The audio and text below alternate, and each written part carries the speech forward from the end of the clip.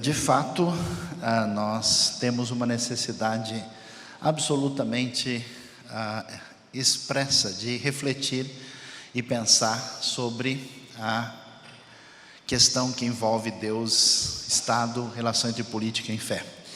Até porque, como cidadãos brasileiros, nesse país com seus 8.512.000 quilômetros quadrados, mais de 2% da superfície do planeta, um dos países mais relevantes, metade da América do Sul, com desdobramentos significativos, e um dos ambientes onde nos últimos anos mais essa relação, muitas vezes favorável e às vezes um pouco complexa e nem sempre favorável, da expressão de fé religiosa com a sua efervescência recente, traz uma série de questões que a gente deve considerar. Mas pensando sobre isso, vamos começar a refletir sobre a questão que envolve a Deus, Estado, política e fé, começando aí com o primeiro slide que deve ser colocado aí para o nosso acompanhamento. A pergunta que se levanta quando a gente reflete sobre esse assunto é por que a questão da política ela é tantas vezes questionada. Às vezes, quando a gente pensa na realidade que envolve o grupo de pessoas que interage historicamente com a fé cristã, muitas vezes, quando a gente pensa em política, nós estamos falando em alguma coisa absolutamente impensável, inaceitável, completamente deslocada, que não merece consideração. E é interessante que quando a gente pensa na tradição histórica que envolve a fé cristã, aquilo que tem a ver com a realidade política é uma expressão absolutamente presente nas Escrituras.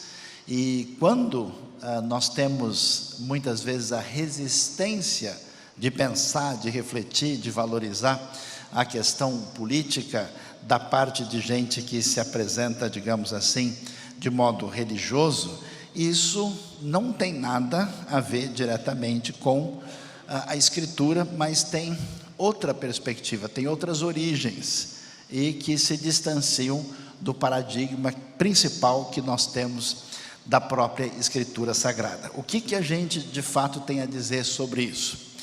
A verdade é que a nossa herança histórica e uma herança religiosa, ela passa por uma presença histórica de uma influência ibérica que nos trouxe o que a gente pode chamar de uma referência platônica de entendimento da realidade.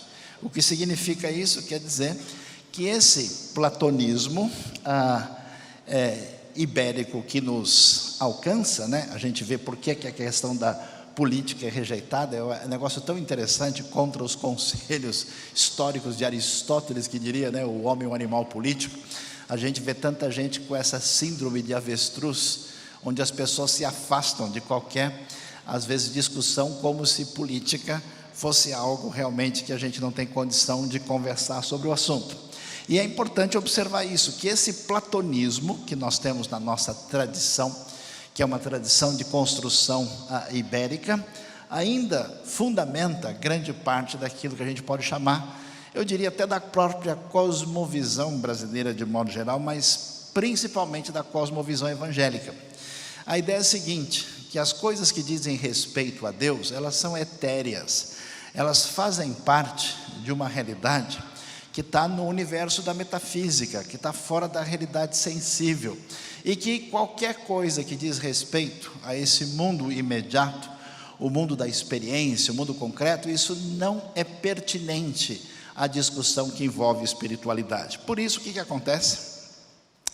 Há um elemento interessante, uma grande quantidade de igrejas, de comunidades cristãs, sobretudo de evangélicos, não traz, muitas vezes, aquilo que poderia trazer um efeito positivo, o impacto na esfera política, no seu sentido mais amplo do termo. E a gente vê esse distanciamento dessa espiritualidade, está presente na cultura de uma maneira a produzir de modo efetivo aquilo que deveria. É interessante, por exemplo, quando a gente estuda a história da Reforma Protestante, e você vê o impacto que o movimento que tem Lutero encabeçando na história da formação, inclusive da Alemanha moderna, né? A língua alemã vai se fundamentar a partir da tradução da Bíblia para o alemão, né? A Luthersübersetzung, como é traduzida, essa tradição linguística que se define, vai formar o que é chamado do alemão principal.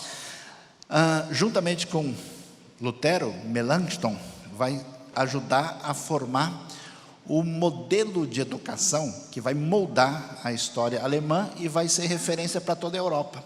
Para a gente ver como um movimento que tem bases na reflexão que envolve a espiritualidade, tem um desdobramento de ordem cultural. E a gente tem uma efervescência religiosa significativa na realidade brasileira, sem que haja um desdobramento adequado. Isso quer dizer que falta um impacto na política, nas artes, na literatura, na economia e na transformação social da nossa realidade. O que acontece? Incorretamente, o que muita gente vai chamar de espiritual, na verdade, é um enfoque platônico, um enfoque distanciado da proposta de reflexão a partir das Escrituras, de como é que a fé em Deus, a relação com Deus, se desdobra na construção de uma sociedade mais justa e mais adequada, com os desdobramentos que são necessários. Então, o que nós temos aí? Uma espécie de platonismo evangélico, uma espécie de herança, onde nós temos uma visão que entende que o mundo das ideias, o mundo do espírito, o mundo das sombras que nós estamos percebendo agora em oposição a esse mundo superior, nós temos esse dualismo, essa distância, e por isso tanta gente imagina que as coisas ligadas ao mundo concreto e imediato que envolve a sociedade estão distanciadas de Deus, e a gente vive nessa quase distinção assim monástica medieval de origem grega, sem um desdobramento para a própria sociedade. Por isso é necessário que se faça uma reflexão e se pense sobre o assunto adequadamente.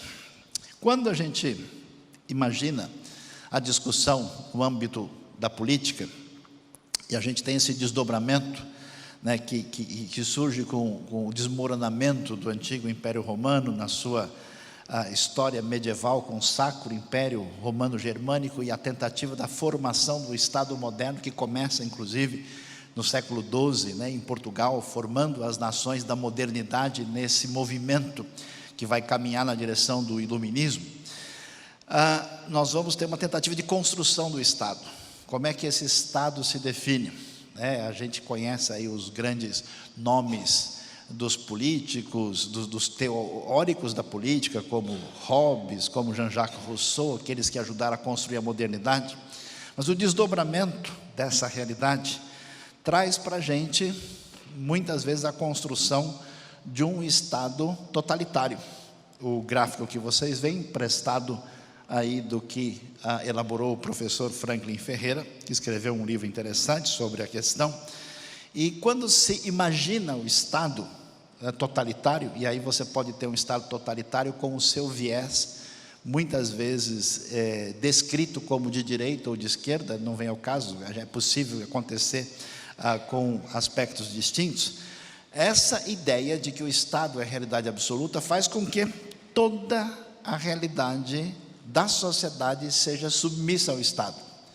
E assim, quer dizer que aquilo que envolve família, escola, artes, igreja, trabalho, deve se submeter a essa realidade absoluta. Mas nós temos um contrato social problemático, no sentido em que o Estado estabelece-se como sendo a referência única.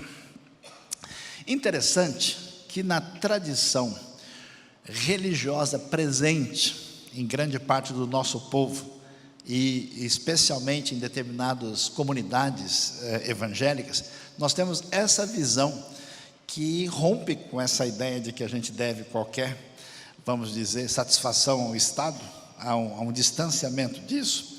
E a ideia é a seguinte: Deus é uma realidade que existe dentro da igreja.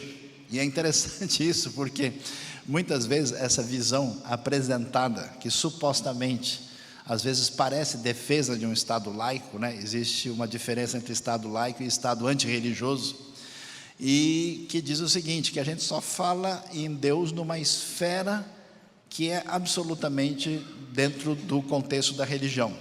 A ideia é a seguinte: Deus existe na igreja, e tudo que existe lá fora é do mal. Essa perspectiva, que é uma visão pseudo-cristã, não é isso que nós encontramos nas Escrituras, entende que qualquer coisa que existe neste mundo, que não tem teor religioso, ela é necessariamente negativa. Aí você vê esses desdobramentos dos fanatismos, dos desequilíbrios religiosos e daquela ruptura com a relação social, onde nós vemos a ideia de que o Estado, a família, escola, artes, trabalho, tudo isso está debaixo do domínio do mal, não há o que fazer, é irremediável, e a realidade divina só tem a ver com a realidade ligada à igreja. A visão cristã que se delineia nas Escrituras é interessante. Diz que a referência de construção de tudo parte de uma referência absoluta, que é o divino, que é o sagrado, que é Deus. Inclusive, até quando a gente pega o pensamento, vamos dizer, aristotélico clássico, a gente vai ver que essa construção, ainda que tenha a sua distinção, ela também vai considerar essa referência muito nitidamente. E na Escritura mais do que isso, porque não é possível lidar com esse mundo diversificado e fragmentado sem que haja uma referência unificadora dessa experiência que nos dê diretriz para entender a realidade. Portanto, sendo Deus, o Deus revelado na Escritura, que se apresenta como referência para toda a comunidade cristã, que assim recebe os escritos sagrados, isso quer dizer que, em último caso, Estado, família, escola, artes, igreja, trabalho, tudo isso tem princípios da parte de Deus de como essa realidade deve funcionar. Quer dizer que existem princípios de sabedoria que têm base em Deus, que ajudam como é que um Estado deve se posicionar, de como é que a família deve se organizar, de como que a economia deve se estabelecer. Eu sei que virou um tabu nos dias de hoje, mas não tem jeito. Você vai ver que grande parte da riqueza e da pobreza das nações está muito relacionada com a visão de mundo que as nações desenvolvem, de leitura da realidade, de como trabalhar essa realidade. E essa visão de mundo não tem como fugir da maneira como se entende a realidade de Deus e aquilo que a gente aprendeu a chamar de pensamento religioso. Diante disso, nós precisamos então fazer uma distinção aqui. Essa distinção é didática, ela é importante, ela é valiosa, porque ela nos ajuda a entender a distinção. Eu peço desculpas porque eu achei a referência que pode nos ajudar em língua inglesa, seria ideal que tivesse em português, mas espero que o perdão da plateia esteja disponível nesta noite, porque os dois enfoques se definem aqui. Na perspectiva bíblica, a relação de Deus com a criação se dá sem um dualismo distanciador. Enquanto, numa visão que a gente pode chamar quase que gnóstica, né, o movimento gnóstico de base neoplatônica, que está presente em muitas comunidades religiosas, que apesar de falarem muito em Deus, tem uma distância da visão bíblica, a gente faz a seguinte separação: Deus tem a ver com o sagrado, o etéreo, o metafísico, o espiritual, e o secular não tem nada a ver com isso. Causa até uma espécie de esquizofrenia, uma bipolaridade em certos indivíduos que têm uma maneira de se conduzir diante da comunidade religiosa, e lá no seu trabalho, na sua empresa, na sua conduta, na sua participação. Não, aqui o sagrado não entra, porque o CEP de Deus faz parte do templo lá onde eu estou muitas vezes presente. As perspectivas são diferentes e são muito distintas. Por exemplo, em última instância, qual é a ideia que a Bíblia tem do governo deste mundo? Segundo as palavras do próprio Jesus, essa realidade do mundo que está diante de nós é algo extraordinário, porque esse é o mundo do meu Pai. Tanto a terra como ambiente onde nós estamos é apresentada no livro de Salmos, por exemplo, como do Senhor é a terra e a sua plenitude, o mundo e os que nele habitam. É algo belo, bom, adequado, e este é o mundo de meu Pai. No entanto, de maneira indevida, essa visão de perfil distinto das Escrituras enfatiza que Satanás é o Deus desse século. Num certo sentido ele é, mas não da maneira como se interpreta. Ele está totalmente sujeito ao poder do Deus único, mas de tal maneira a ênfase no mal, que o indivíduo, quase qualquer coisa que destoa de uma realidade religiosa, o sujeito diz que isso é do demônio. Como eu gosto de dizer, e repito mais uma vez um indivíduo me perguntou: escuta, o professor, por acaso o computador não é do diabo? Ele falou: pode ser que sim, se ele comprou e pagou é dele, senão vai dar muito problema, né? Ou seja, a ideia é que esse mundo é especialmente negativo, e diante dessa realidade, já que o mundo está entregue ao mal, o príncipe das trevas, não há o que a gente possa fazer, é simplesmente esperar o apito final, né? A gente não vai ter nem prorrogação, vai acabar assim, não há muito o que se possa fazer. Veja, por exemplo, a maneira como a comunidade cristã se comporta quando a gente vê a distinção entre as duas perspectivas. Quando você lê o livro de Atos, que é o livro que fala do começo da história dos discípulos de Jesus, quando se tornam nessa igreja primitiva, o livro é extremamente interessante. Aliás, muitos aspectos sociopolíticos podem se depender da leitura de Atos. E uma coisa interessante é como ele é positivo, como ele é favorável. Então a postura de Atos é proativa, dizendo: pessoal, nós estamos ganhando mais um gol, 4-0. Olha, o reino vai crescer. Olha quanta gente está sendo abençoada. É um clima de comemoração e de triunfo. A proposta é que nós estamos lutando o bom combate. Quando a gente tem essa ideia de que a realidade do bem ela é meramente metafísica e distanciada, e a gente vive aqui numa situação que infelizmente temos corpo, matéria e realidades do concreto, e uma das coisas piores, o dinheiro e a política, né? É uma coisa complicada, porque todo mundo tem que lidar com isso o tempo todo, e como é que o sujeito se sente? É como se ele estivesse obrigatoriamente fazendo mal.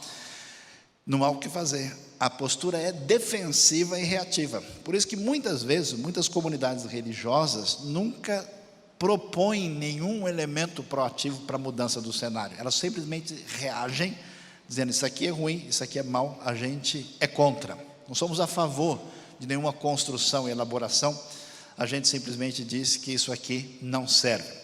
E a única coisa que esse grupo faz é aguardar a volta de Cristo. A gente não vê a hora de deitar na grande rede celestial, onde dormiremos felizes para sempre, forever and ever, amém, né? É deitado eternamente em berço esplêndido. Lá do outro lado é muitas vezes a expectativa de muita gente.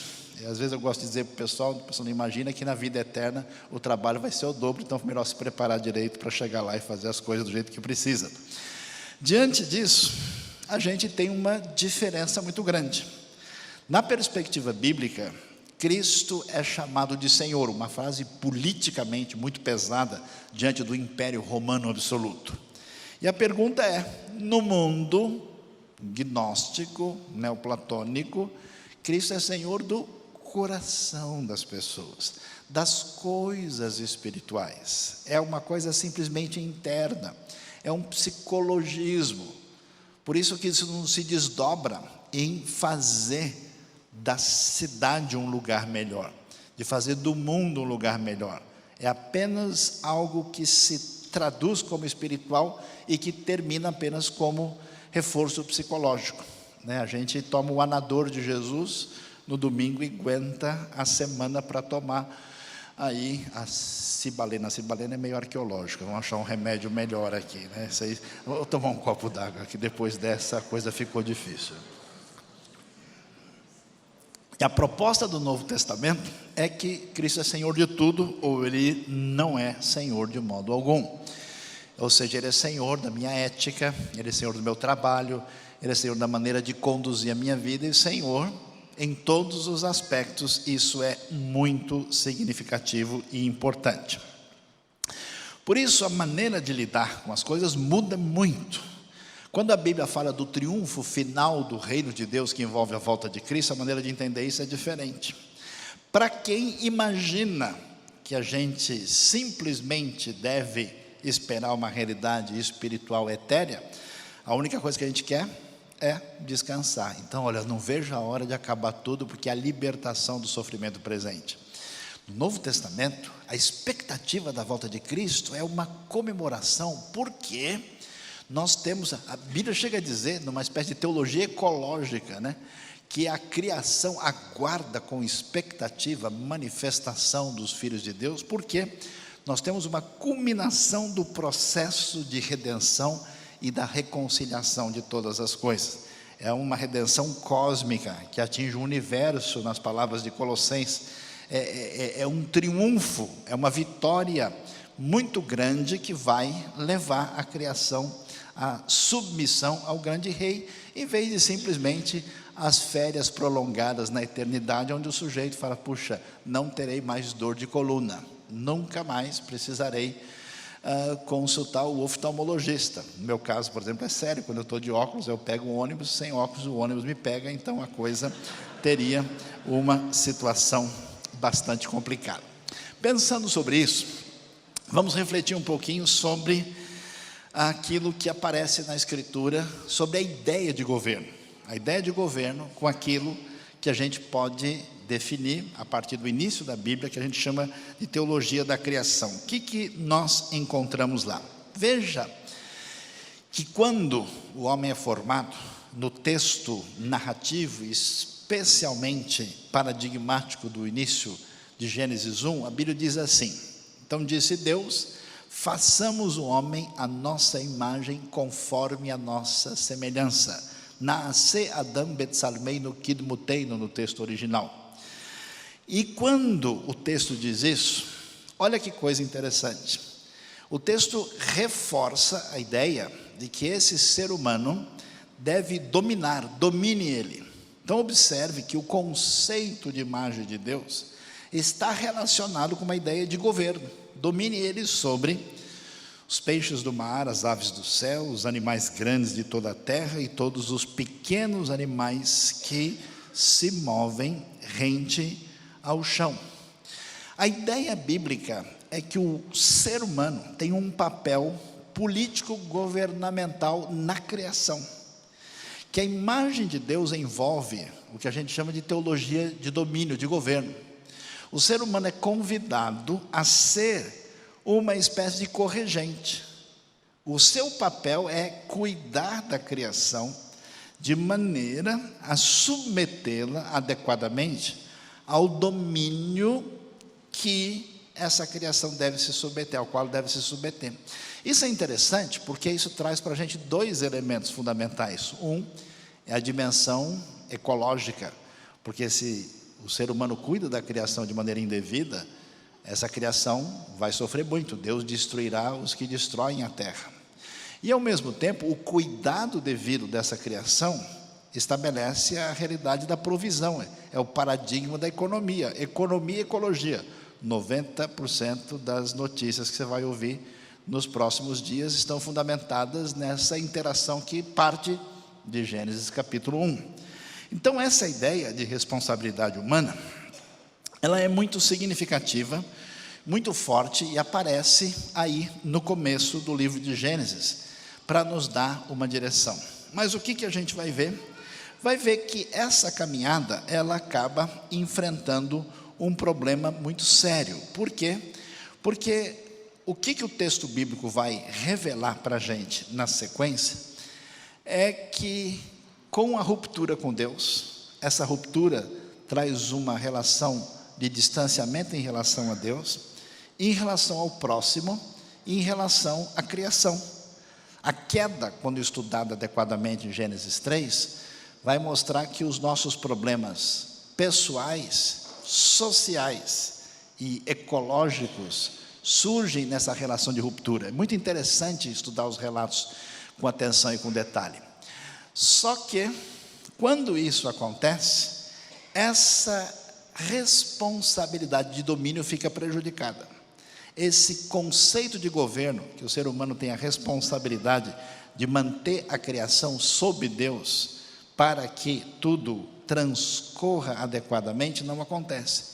Surpreendentemente, nesse ambiente surge, a gente pode chamar assim de um processo de criação de poderes indevidos, de pessoas que, de maneira como que subversiva, se colocam no lugar de Deus. Por isso é interessante que na história bíblica você vai ver a construção dos grandes poderes da antiguidade, particularmente Egito e Mesopotâmia. E como é que são esses poderes? São poderes em que indivíduos serão divinizados, não no papel de corregente com Deus, mas no lugar de Deus, e sendo divinizados têm poder absoluto. E esse poder absoluto é cruel, e ele produz a massificação de pessoas e uma quantidade gigantesca de escravos, que constrói as grandes pirâmides egípcias, que constrói os grandes zigurates da antiga Suméria, dos acadianos, da antiga Babilônia, e uma civilização perversa.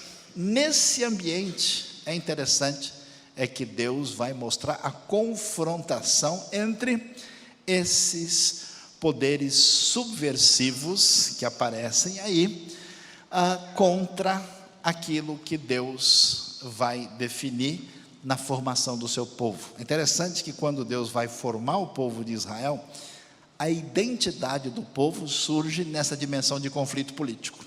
Por quê? Porque quem é o povo de Israel? É um povo simples, fraco, que crê num Deus único, em oposição à maior potência. Só para você ter uma ideia, a pirâmide de Quéops, 146 metros de altura, e ela é só uma das 106 que foram achadas. Esse grande poderio egípcio, com todo o seu progresso, desenvolvimento, ciência admirável e até certo ponto, ainda incompreensível até hoje, entra em confronto. E como é que essa civilização egípcia, uma civilização onde o seu líder principal, o faraó, é uma divindade, onde a escravidão é legitimada, e nós vamos ter a história das 10 pragas do Êxodo. Não é uma história tão, digamos assim, perdoe-me a expressão, inocente assim. Ela é um conflito político significativo, porque a vitória de Israel sobre os egípcios é a vitória sobre os deuses egípcios, esses deuses que legitimam a opressão, que legitimam a escravidão, que legitimam tudo isso. Então a identidade do povo se dá nessa grande libertação. Por isso a gente entende um pouco mais que tem sentido a praga número 10 da morte dos primogênitos, porque quem morre é o futuro faraó, que será o novo escravizador de milhares e milhares de pessoas, e a vitória do Deus único leva a coisa numa outra direção. Então, nós vamos observar que a caminhada bíblica vai nos levar na seguinte direção. Nessa libertação, quando esse domínio se perdeu, e agora nós temos um domínio subversivo, existe um projeto de redenção que significa a reconquista do governo. A reconquista do governo no sentido em que Deus vai libertar Israel, vai vencer a opressão dos poderosos, e quando Deus faz isso, Deus faz um contrato, Deus faz uma aliança, faz uma proposta de parceria com a nação libertada. E quando Ele faz isso, Ele se manifesta. E essa manifestação divina é significativa, porque Deus se mostra como um Deus que define a importância da justiça, define o valor do ser humano e define com muita clareza a referência ética. Aliás, a gente não tem como negar isso, que a discussão, que essa é a crise da nossa sociedade, é a crise jurídica. Nós temos como sociedade de fundamento judaico-cristão, ainda que a nossa tradição seja de direito romano, a coluna que estrutura nossa ética, ela tem a sua base na ética judaico-cristã, cujo fundamento são os 10 mandamentos. 613 mandamentos da lei, da Torá divina, que se definem em 10 mandamentos que envolvem a relação com Deus e com o próximo, 4 e 6, que Jesus resume a partir de uma referência importante da ética individual em amar a Deus sobre todas as coisas e ao próximo como a si mesmo, conforme o texto de Mateus 22, reforçando 2 preceitos, para ninguém imaginar que isso é uma coisa meramente neotestamentária. Jesus, na verdade, cita texto de Deuteronômio e Levítico, reforçando esse resumo que envolve a lei. Aí nós temos o que? Diretriz. Nós temos referência ética, nós temos elemento que pode construir a sociedade. Na nossa tradição de estudo, estamos acostumados a estabelecer a relação da nossa democracia com a Grécia. Em grande parte, isso faz sentido.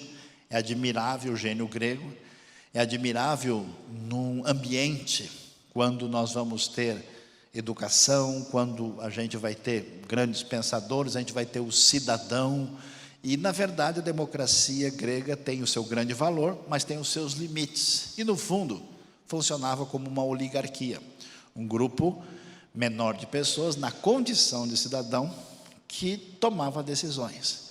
Mas pouca gente presta atenção e talvez tenha ideia que a raiz maior daquilo que significa democracia se encontra nas páginas das escrituras bíblicas, e veja por quê. Observe só o livro do Deuteronômio, 5º livro da Bíblia, da lei, o chamado Ele Hadvarim, na tradição judaica, que diz o seguinte, em Deuteronômio 17, verso 14 a 20. Se quando entrarem na terra que o Senhor, o seu Deus, lhes dá, tiverem tomado posse dela, nela tiverem se estabelecido, vocês disserem, queremos um rei que nos governe como tem todas as nações vizinhas. Tenham o cuidado de nomear o rei que o Senhor, o seu Deus, escolher. Ele deve vir dentre os seus próprios irmãos israelitas. Não coloque um estrangeiro como rei, alguém que não seja israelita. Por quê? Porque o paradigma de construção de governo das outras nações é parecido com o que eles conheceram da parte do faraó. Atenção, esse rei, porém, não deverá adquirir muitos cavalos, nem fazer o povo voltar ao Egito para conseguir mais cavalos. Pois o Senhor lhes disse, jamais voltem por esse caminho. Ele não deverá tomar para si muitas mulheres, se o fizer desviará o seu coração. Também não deverá acumular muita prata e muito ouro. Podemos avisar isso a várias pessoas nos dias de hoje. E quando subir ao trono do seu reino, mandará fazer num rolo uma cópia da lei, que está aos cuidados dos sacerdotes levitas para o seu próprio uso. Trará sempre essa cópia consigo e terá que lê-la todos os dias da sua vida, para que aprenda a temer o Senhor seu Deus, e a cumprir fielmente todas as palavras desta lei e todos esses decretos. Isso fará que ele não se considere superior aos seus irmãos israelitas. Confira comigo no replay, vamos ler de novo. Isso fará que ele não se considere superior aos seus irmãos israelitas e não se desvie da lei, nem para a direita, nem para a esquerda, e assim prolongará o seu reinado sobre Israel, bem como os de seus descendentes. O que a gente tem aqui? Uma coisa absolutamente extraordinária, o princípio de constituição. Por quê? Na antiguidade, quem é que vai dar qualquer lei para o rei? O rei é a lei. A lei deriva-se do poder do próprio rei, até porque o rei é divino. Ele falou, está definido. Se alguém bate de frente com ele, ele merece morrer. Surpreendente, eu vi um pequeno filme de teor político em Jerusalém, uns anos atrás, e esse filme mostrava o seguinte, um babilônico visitando Jerusalém na época de Jeremias. E aí ele vê os profetas, como Jeremias, falando e criticando a nação, o rei, todo mundo, ele diz: como é que pode esse indivíduo estar falando essas coisas aqui? Se tivesse na Babilônia, já tinha morrido há muito tempo. Nunca um rei vai permitir esse tipo de crítica política e social. Qual é a razão que isso acontece? Porque na Escritura o rei não tem poder absoluto. E por que ele não tem poder absoluto? Por causa da frase politicamente poderosa e significativa que só o Senhor é Deus. Como só Ele é Deus, só Ele é rei, ninguém tem poder em si, se não for um poder derivado desse Deus, que não corresponde a nenhuma pessoa, e consequentemente você tem um princípio, um germe na direção da democracia, especialmente porque o rei tem lei para ele. Ele não pode multiplicar quantos cavalos ele quiser. Que negócio é esse de juntar um harém muito grande? Que história é essa de enriquecer sem limite?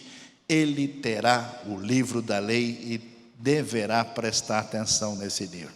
Então se observa como isso é algo revolucionário no mundo antigo, é extraordinário, é absolutamente único.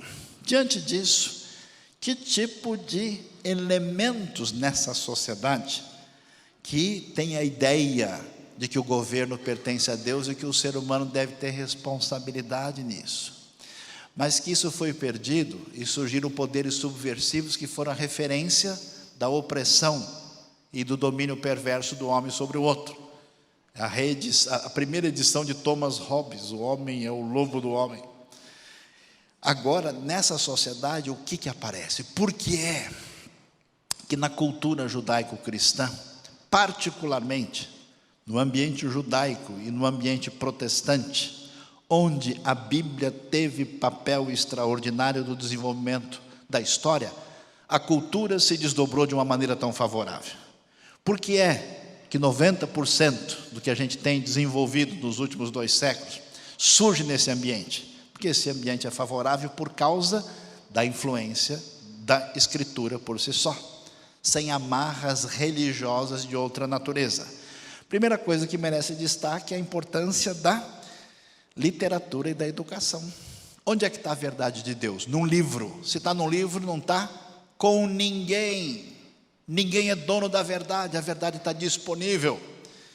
E em vez de ter uma escrita sagrada, como no Egito, hieróglifo, que só sacerdotes elevados têm acesso, e o povo carrega a pedra, todo mundo tem que ler.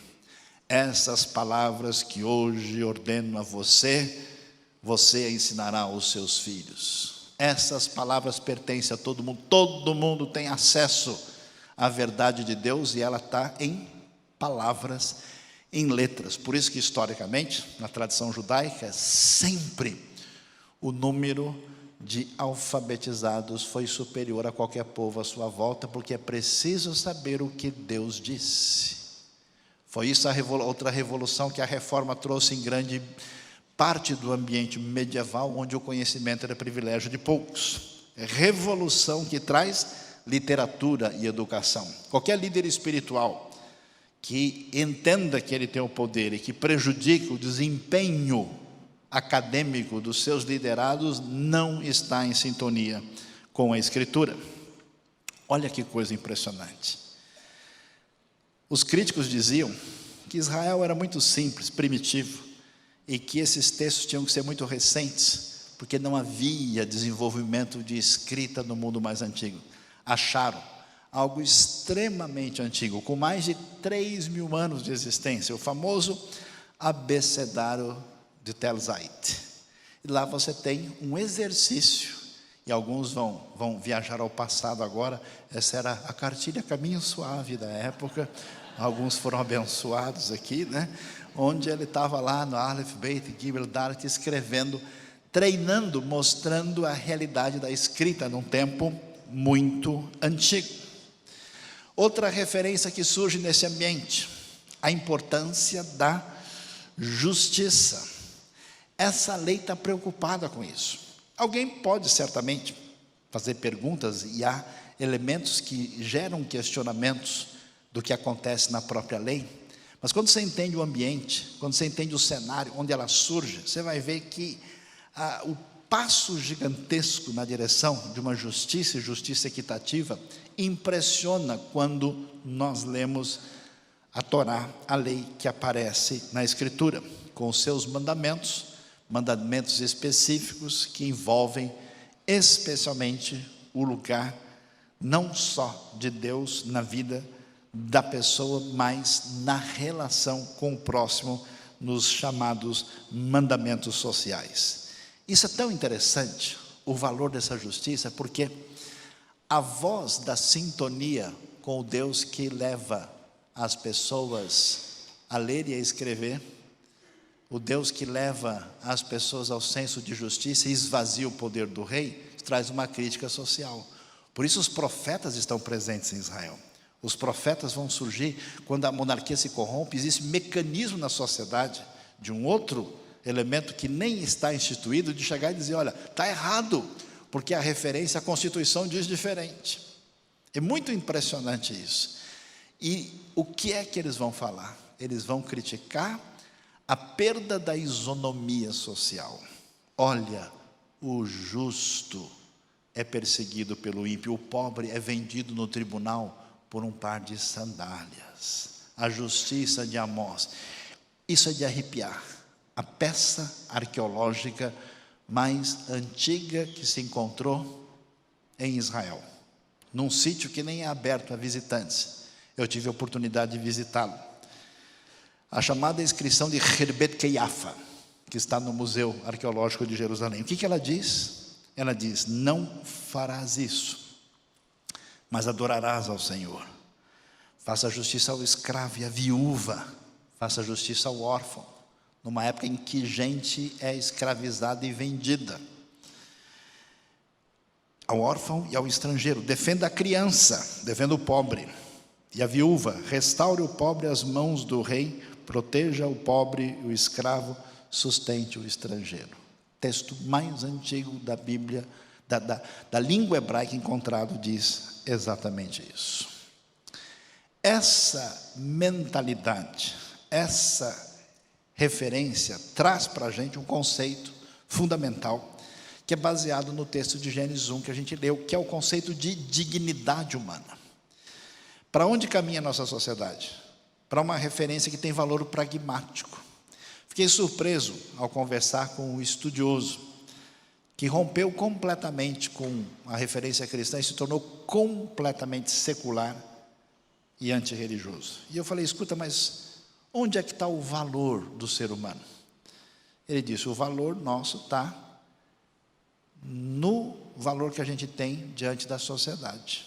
Então, em medida que eu beneficio todo, então eu sou valioso.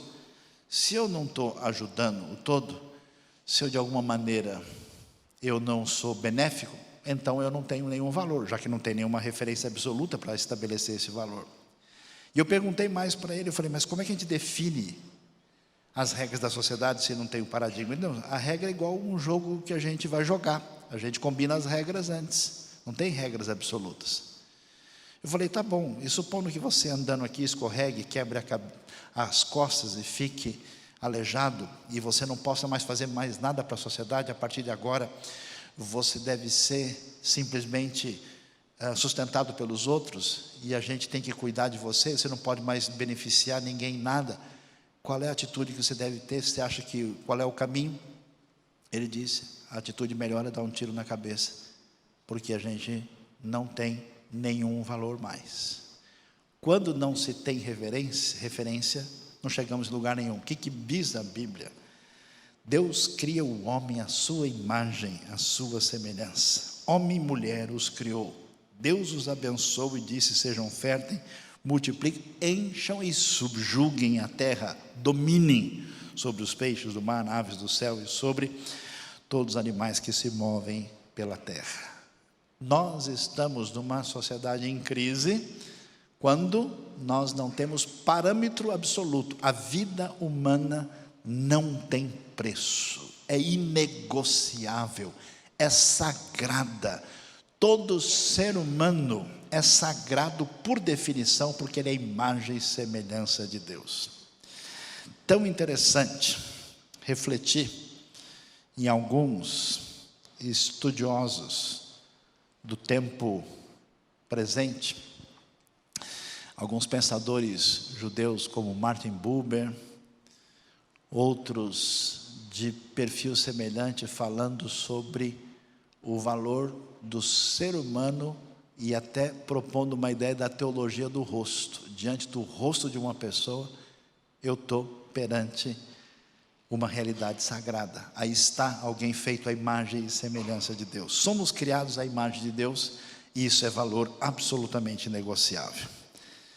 Por isso, quem assistiu à lista de Schindler certamente vai se lembrar.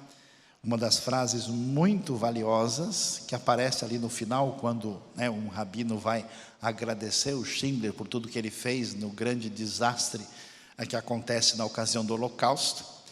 A frase que vem do Talmud, que diz: quem salva uma vida, salva o mundo inteiro. É tão significativo e valioso, essa referência vem da Escritura. A gente não constrói uma sociedade, a gente não pode pensar em política como referência de construção do Estado sem entender esses valores. Democracia e liberdade. Papiro importante mostra a escravidão no Egito. Pessoas construindo pirâmides, trabalhando como escravos nesses grandes monumentos que a arqueologia nos permite visitar até hoje. Essa relação de democracia com liberdade, ela é significativa. Por quê? Porque Deus liberta o seu povo. Deus liberta o seu povo a partir de indivíduos comuns, e a vitória que Deus dá ao seu povo contra os egípcios é a vitória desses deuses que são legitimadores da opressão. A ideia de liberdade é significativa. Eu tive experiências difíceis na vida, de visitar populações onde nem a ansiedade por liberdade existe. Perdeu-se o sonho, perdeu-se qualquer ideia. Tanto no nosso hemisfério, como em outro hemisfério, eu pude contemplar, com dor e tristeza, um rosto de gente, que você, olhando no fundo dos olhos, você via que a pessoa não espera absolutamente nada. Não tem qualquer expectativa. Liberdade é um valor extraordinário. Valor que faz parte da tradição bíblica, da tradição judaica e da tradição cristã. Famosa fortaleza de Massada. História tão interessante. Monumento à liberdade. Quando os romanos chegam na guerra entre judeus e romanos, por volta do ano 73, no desfecho, a última resistência amassada, e os remanescentes estão ali. O que eles vão fazer? Eles não têm escolha. Serão assassinados, serão escravizados, as mulheres sofrerão barbaridade. Os soldados romanos, eles tomam uma decisão polêmica. Tiram a vida uns dos outros, e o último tira a sua própria vida. Porque nunca abriremos mão da liberdade. Ou ficar a pátria livre, ou morrer pelo Brasil. A ideia era mais ou menos essa. Interessante. Como é que a Bíblia continua a história? Perdeu-se o governo. Poderes subversivos dominam o mundo.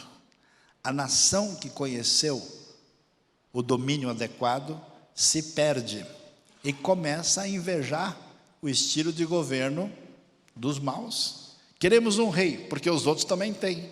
A gente achou bonito, mas vocês sofreram exatamente por causa disso. Não interessa.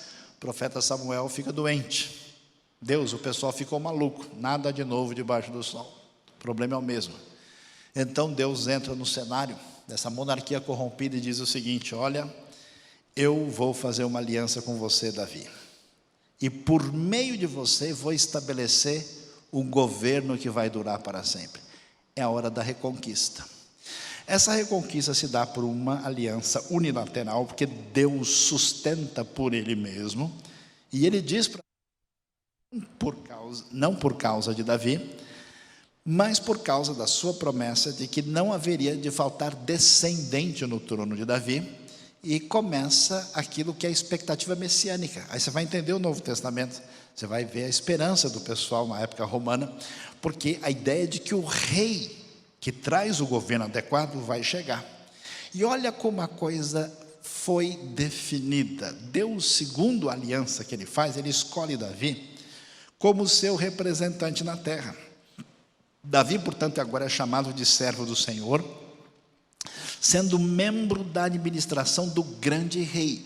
Especialmente, Salmos 93 a 100, Deus é celebrado como o rei de toda a terra. Ele é chamado de rei nesse sentido intencional. O próprio Senhor unge Davi e chama Davi de filho. O que o mundo antigo pensava? Que se um rei pode reinar é porque ele tem elementos divinos e, portanto, ele é um filho de um Deus. Na Bíblia, esse conceito é redimensionado. O rei é filho de Deus no sentido de ser parecido com Deus, na sua justiça, em sintonia com o que Deus deseja.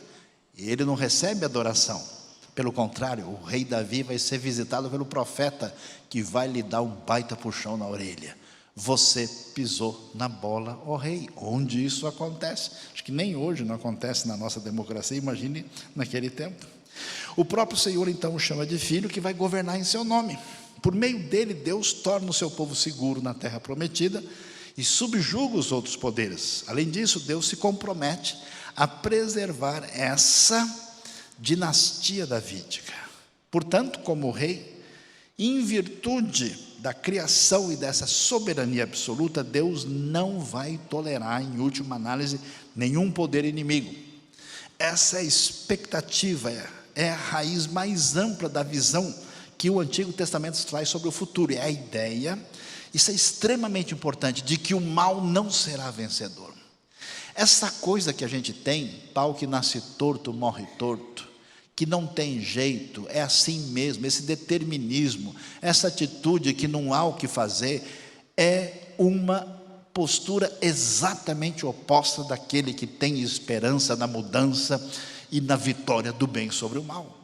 Essa expectativa vem daí. Portanto, no texto bíblico, a ideia é que, como o Senhor é o grande rei, o seu reino justo e pacífico vai se firmar, vai esmagar toda a oposição e purificar a criação de toda a rebelião contra o seu governo, já que todo esse ambiente ficou assim. Esse vai ser o fim da história. Esse grande rei, que é o próprio Deus, de quem todas as criaturas dependem, ele se opõe a quem? Aos metidos, aos orgulhosos, arrogantes. No Salmo, toda hora, Deus pega no pé dessas pessoas. Aos que confiam nos seus recursos próprios, dos deuses que projetaram para si, para concretizarem seu destino. Vocês percebem o forte elemento de uma teologia política de esperança e de vitória do bem sobre o mal. Quando a gente não pensa assim, a gente não tem nenhuma postura, nenhuma atitude. A gente não tem nenhuma ideia de mudar a realidade à nossa volta. Por que é importante disso? É porque esse pensamento ligado a Davi e a teologia do reino de Israel que desemboca em Jesus.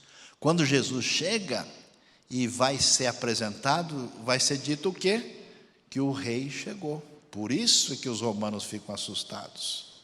Que história é essa? Qual é a acusação que cai sobre Jesus? Ele disse, ele é o rei dos judeus. Por que o Herodes fica apavorado? O Herodes é o primo posterior do faraó, que chegou mais tarde. Nós temos que acabar, porque ouvi dizer que nasceu o rei dos judeus. A proposta tem toda uma profunda teologia política. Esse reino chega, esse reino está presente. Existe uma dualidade muito interessante. O reino chegou, mas ele vai chegar na plenitude depois. Ele está presente, mas ele vem com força total no final. E os discípulos de Jesus são chamados a ser duas coisas: sal e luz. Eles devem fazer diferença para caminhar na construção desse reino que deve ser vitorioso, o reino futuro que envolve essa vinda de Cristo. Portanto, naquilo que a gente conhece, como a escatologia, a realidade da vinda futura de Cristo, duas coisas estão presentes.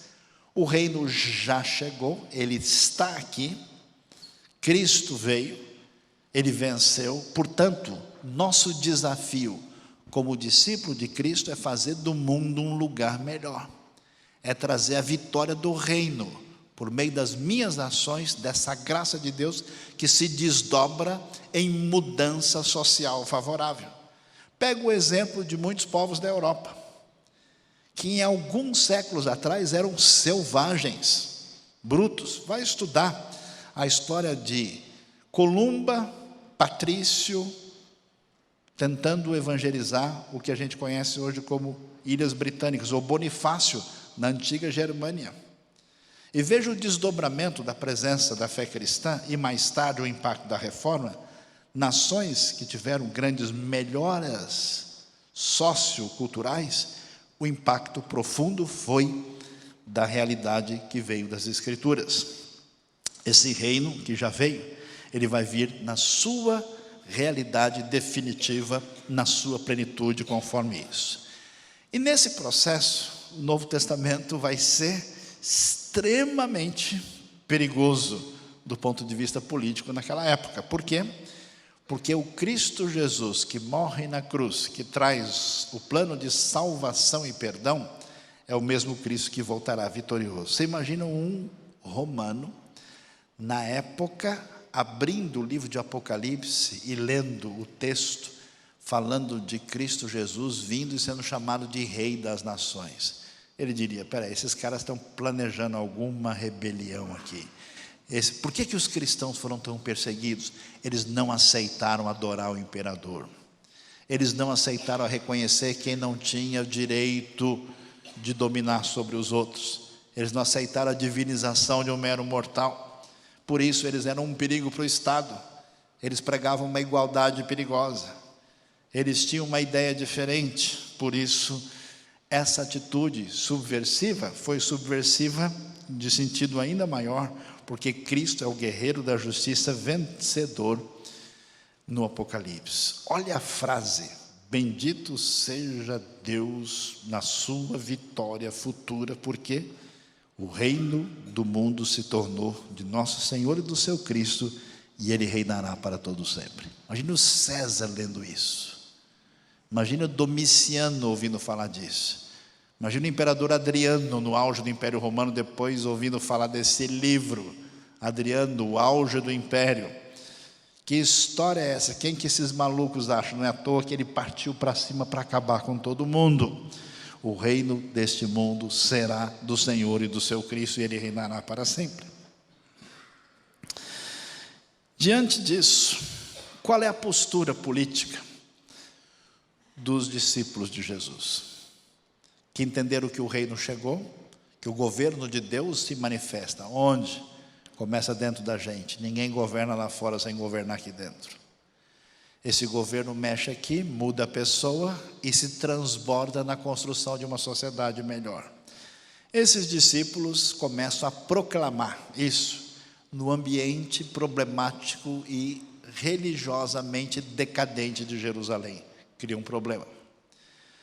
Então, chamando-os novamente, Atos 4 diz, ordenaram-lhes que não falassem nem ensinassem em nome de Jesus. Mas Pedro e João responderam, julgue os senhores mesmos, se é justo aos olhos de Deus, obedecer aos senhores e não a Deus, pois não podemos deixar de falar do que vimos e ouvimos. Contra o que muita gente imagina, que a postura de um cristão é baixar a cabeça e aceitar tudo aquilo que o Estado estabelece. Aqui nós temos a base em Atos 4 para o que a gente chama de limites da obediência civil. Quantas atrocidades foram feitas pelo regime nazista? Quantas atrocidades foram feitas pelo regime stalinista? Quantos crimes se multiplicaram, desde Pol Pot a Idi Amin Dada, em tantos lugares do mundo? E por que muitas vezes isso acontece? Porque uma boa parte das pessoas simplesmente não toma nenhum partido, não tem nada a dizer, está preocupado com a classificação do campeonato, ou como é que vai acabar a série do canal tal. Essa atitude é uma ruptura com a postura de que a obediência civil tem limites. Existem parâmetros de Deus que são superiores. E se o Estado ultrapassar esses limites, a gente diz para o Estado que nós não vamos fazer isso.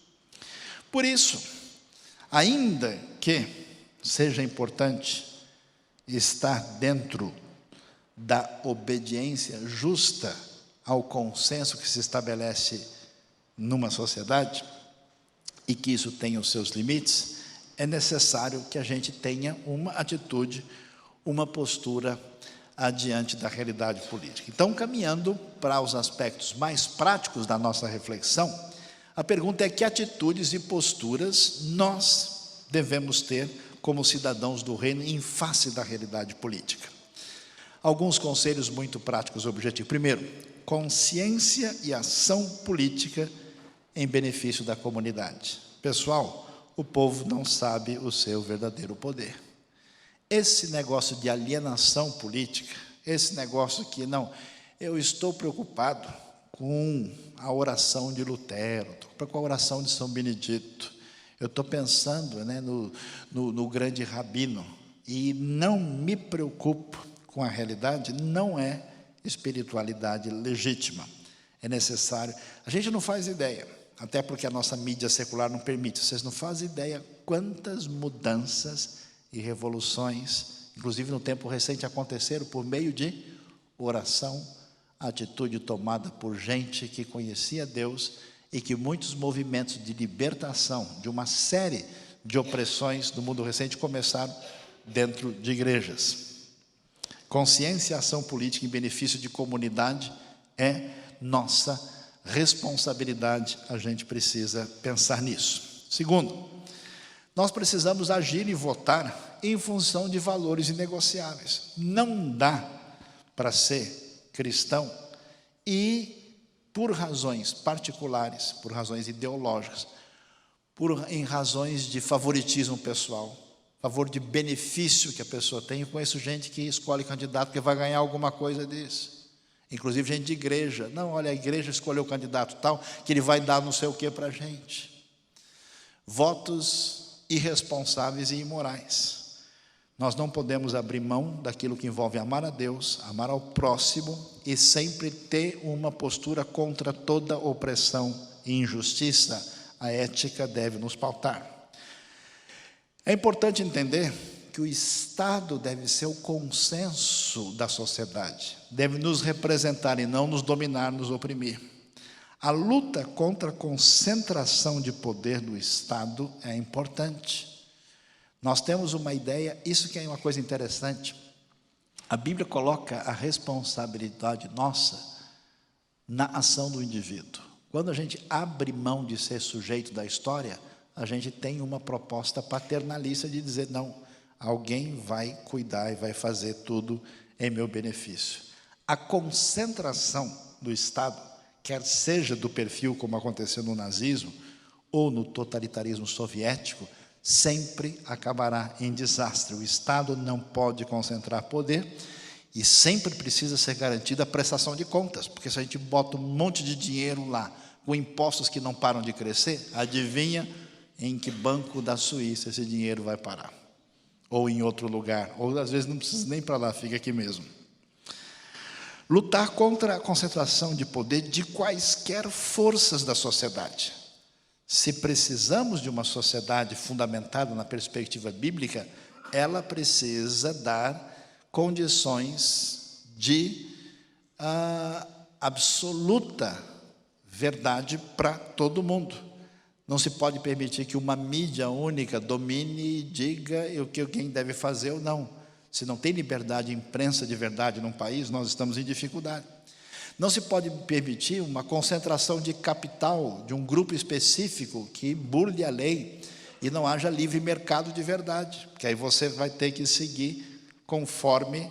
Não se pode permitir que grandes grupos econômicos manipulem as leis para os seus próprios benefícios. Não se pode permitir que religião, que precisa ser separada de Estado, tenha acesso ao poder e domine indevidamente a realidade fazendo uma confusão de papéis que não é a proposta bíblica. Jesus nunca disse para os seus discípulos: vão lá, chutem o imperador e assumam o governo romano e vocês agora serão os novos reis da terra. Ele disse um caminho bem diferente. E é importante a manutenção da liberdade, da democracia e da livre expressão. Qualquer proposta política de governo que tente cercear isso e impedir que a liberdade, que a democracia e que a livre expressão aconteça, qualquer censura no sentido negativo do termo deve ser rejeitada. O Estado não pode ser absoluto. A democracia deve ser nossa referência. A iniciativa livre não pode ser reprimida. Se nós fazemos isso, nós simplesmente destruímos a possibilidade da nossa caminhada. O cuidado dos mais fracos é imperativo. Isso é uma proposta bíblica. É claro que esse cuidado dos mais fracos nunca foi uma proposta de mero paternalismo. Interessante o Novo Testamento. Olha, vocês têm viúvas na igreja? Faça o favor de apoiá-las, mas preste bem atenção em quem entra na lista. Não põe todo mundo, não. Veja a história, a conduta dessa viúva. Veja se ela foi uma mulher responsável na relação com seu marido e coloque as que têm tal e tal idade, para que a coisa não seja de maneira indevida. A lei deve conter a injustiça e a opressão e o bem social do cidadão deve ser incentivado. É interessante, a atitude cristã. Muitas vezes nós temos uma ideia de que o bem-estar para quem sofre deve ser promovido abstratamente, simplesmente pela estrutura governamental. Achei interessante. Eu morei uma época nos Estados Unidos, e nos Estados Unidos tem coisas boas e outras que não são tão boas. Mas eu fiz parte de uma reunião que me chamou a atenção e gostei muito daquela experiência. Na época, o governo estava dizendo o seguinte: nós precisamos ajudar as pessoas, só que nós não somos capazes de amar as pessoas. Portanto, igrejas, instituições religiosas, ajudem-nos e amem as pessoas, ajudem quem realmente precisa. Se os projetos de vocês forem aprovados, nós vamos liberar ajuda, mas o cuidado pessoal deve vir da parte de vocês, porque o Estado jamais saberá amar alguém. Achei valioso. Qual que é a proposta que envolve a atitude cristã dos desfavorecidos necessitados na lei, nos profetas e no Evangelho? Nós vamos encontrar algo que chama atenção. Atos 2, 38. Nessa proposta dessa comunidade, Pedro responde: mudem de vida, volte-se para Deus, sejam batizados, cada um de vocês, no nome de Jesus, para que sejam perdoados seus pecados. E aí ele prossegue e diz, ele aprofunda o assunto e diz: saiam, enquanto o pole dessa cultura doente e vazia. Naquele dia, cerca de 3.000 pessoas foram convencidas por aquela palavra, batizadas. É o início dessa comunidade, quando eles têm vida em comum, a refeição comunitária e a prática da oração. Todo mundo ficou perplexo com os sinais e maravilhas que os apóstolos faziam. Os crentes viviam numa harmonia maravilhosa, tudo em comum. E veja que coisa interessante: eles vendiam o que possuíam, deixavam os recursos à disposição para atender a necessidade de quem precisasse. Seguiam com a disciplina diária de culto no templo, seguido de refeições na casa. Cada refeição era uma celebração vibrante e alegre, com muito louvor a Deus. O povo da cidade apreciava o que via todos os dias, o número deles aumentava e Deus acrescentava os que iam sendo salvos. Quando a gente lê isso, todo mundo fica assustado.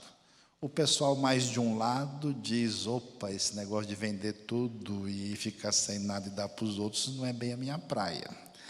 O pessoal do outro lado diz: essa conversa é muito religiosa, também não me agradou muito.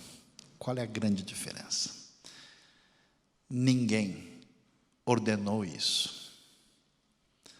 Nenhum sistema estabeleceu isso como lei. O impacto da experiência com Deus, dessa comunidade, provocou um impulso espontâneo. E essas pessoas foram tocadas na direção de um altruísmo para lidar com o sofrimento daqueles que estavam à sua volta. Isso mostra para a gente que jamais qualquer sistema vai produzir isso. E mostra para a gente que a maneira de se construir uma realidade envolve uma mudança poderosa de governo que acontece dentro da gente. Isso, o Novo Testamento, é show de bola. É demais. É impressionante. Dá uma olhada. Na época do Novo Testamento tem escravidão. Que horror! Ela não é a escravidão do tipo que a gente tem no colonialismo recente, que foi apavorante. É algo muito mais light. Grandes filósofos, pensadores gregos foram escravos, no sentido de não ter liberdade, mas era um outro perfil. Mas, de qualquer maneira, longe da proposta bíblica. Estranhamente, o Novo Testamento não convoca os cristãos para fazerem uma passeata e brigarem em Roma contra a escravidão. Ele não propõe uma proposta de mudança meramente de sistema. O que ele faz? Algo surpreendente. Ele salve os humanos, é o que está precisando, né? Mostra a história de um escravo e de um dono de um escravo. Esse dono de um escravo perdeu o seu escravo que roubou, ele fugiu e foi parar em Roma. Chegou lá pela providência divina, foi preso junto com o apóstolo Paulo. Não teve conversa. Paulo prega o evangelho e o homem recebe Cristo Jesus na sua vida.